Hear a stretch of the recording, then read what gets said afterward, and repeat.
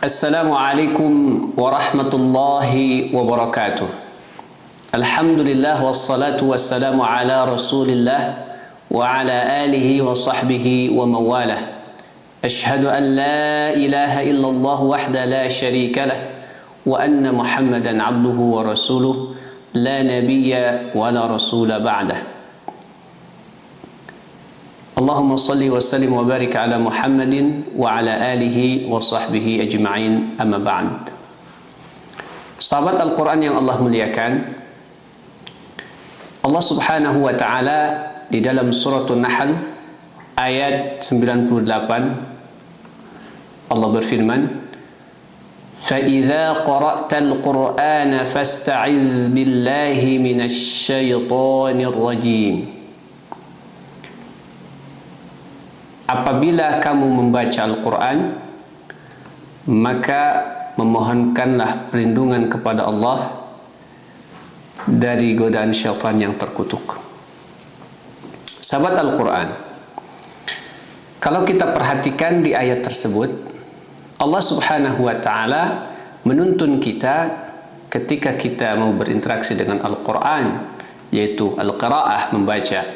Maka Allah menyuruh kita fasta'idz billah, supaya memohon perlindungan kepada Allah subhanahu wa ta'ala. Pertanyaannya adalah, kenapa ketika kita mau membaca Al-Quran, Allah menyuruh kita memohon perlindungan? Nah, di sini kalau kita memperhatikan kalimat fasta'idz billahi minasyaitonir rajim, permohonan perlindungan yang disampaikan dengan kalimat isti'adzah bukan hanya sekedar ucapan lidah, a'udzu billahi minasyaitonir rajim. Bukan hanya itu. Tapi fasta'idz adalah fi'il amr. Artinya permohonan perlindungan kita bukan hanya sekedar secara lisan, tetapi dibuktikan dengan keseriusan kita ketika berinteraksi dengan Al-Quran, dengan praktek, dengan amal. Karena di dalam kalimat ista'idz billah yang akar kata dasarnya adalah uz, kemudian ada tambahan. Maka dalam ilmu bahasa, ziyadatul mabani dalilun ala ziyadatil ma'ani. Bertambahnya huruf dalam satu kata itu menunjukkan makna yang lebih. Maka ista'idz bukan hanya sekedar memohon perlindungan kepada Allah subhanahu wa ta'ala dengan ucapan saja, tapi harus dibarengi dengan praktiknya, agar Allah subhanahu wa ta'ala betul-betul melindungi kita saat kita berinteraksi dengan Al-Quran Karim. Maka ada 3 huruf tambahan dalam kata ista'adha, alif, sin, dan ta. Dan ini merepresentasikan cara kita berinteraksi dengan Al-Quran pun ada 3 tahapan. Yang pertama adalah Al-Qira'ah. Sebagaimana wahyu pertama Allah firmankan kepada Nabi sallallahu alaihi wasallam melalui malak Jibril, Iqra bismi rabbikal ladzi khalaq. Iqra, qira'ah. Maka qira'ah ini cakupannya luas, umum. Yang kedua, warattilil qur'ana tartila. Dalam suratul Muzammil ayat keempat, Allah menyuruh Nabi sallallahu alaihi wasallam untuk mentartilkan bacaan Al-Quran. Lalu apa makna tartil ini? Secara bahasa, tartil itu tamhilan, artinya pelan-pelan. Kenapa demikian? Karena ketika dibaca pelan, hurufnya akan dibaca dengan jelas, sifat hurufnya akan dibaca dengan jelas, ahkamnya dibaca dengan jelas, karena dia akan berdampak kepada makna. Karenanya sahabat Ali bin Abi Thalib menjelaskan makna tartil, tajwidul huruf wa ma'rifatul wuquf, membaguskan huruf-huruf Al-Quran dan mengetahui cara wakaf yang benar. Dan yang ketiga, interaksi dengan Al-Quran adalah utlu ma uhiya ilaika min rabbik, bacalah apa yang diwahyukan dari Rabbmu. Tilawah, karena tilawah dari kata tala yatlu artinya membaca yang diikuti dengan amal. Orang yang mengikuti bacaannya dengan amal, ketika dia paham apa yang dibaca, maka diamalkan, dilakukan. Maka ini perlu proses memahami, dan itu hanya bisa dilakukan dengan tadabbur Al-Quranul Karim. Inilah tahap yang tertinggi interaksi dengan Al-Quran.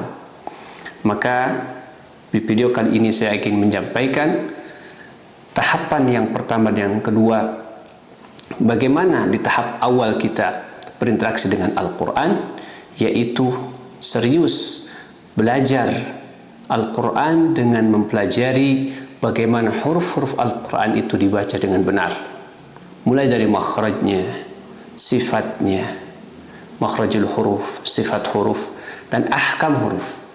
Karena ini semuanya akan berkaitan dengan makna dan sangat erat kaitannya dengan mentadaburi Al-Quranul Karim.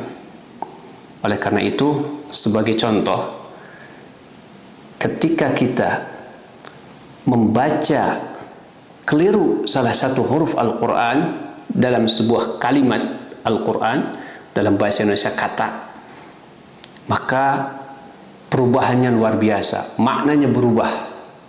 Sebagai contoh, ketika kita baca di suratul Fatihah ayat yang kedua, Alhamdulillahi Rabbil Alamin. Alhamdulillah. Perhatikan, dengarkan bunyinya. Alhamdu. Sekarang yang kedua, perhatikan. Alhamdu. Adakah perbedaan? Jelas, sangat berbeda. Pada huruf H yang pertama, yang kedua ha. Meskipun huruf yang lainnya sama, harokatnya sama, hanya satu huruf yang berbeda, tetapi maknanya luar biasa. Kalau kita baca dengan alhamdu, maknanya dalam bahasa Arab adalah as-sana'u al-madhu wa syukru, pujian, sanjungan, dan kesyukuran. Sedangkan ketika dibaca dengan yang kedua alhamdu, maknanya yang pertama adalah al-mautu wal halaku, kematian dan kebinasaan. Lillah wal iyadzubillah, kalau kita baca alhamdulillah, segala kematian, segala kebinasaan bagi Allah. Wal iyadzubillah, kita berlindung kepada Allah. Alhamdu seharusnya dibaca, segala sanjungan, pujian dan kesyukuran milik Allah. Itulah pentingnya kenapa kita mesti mempelajari Al-Quran dengan tartil, agar maknanya sesuai dengan yang diharapkan Allah Subhanahu wa Ta'ala. InsyaAllah di video-video selanjutnya kita akan belajar melalui metode aku, belajar dari nol sampai mahir, bagaimana melafalkan nama-nama huruf Al-Quran sampai ke ahkamnya secara runut dan sistematik. InsyaAllah sampai ketemu di video-video selanjutnya. Wassalamualaikum warahmatullahi wabarakatuh.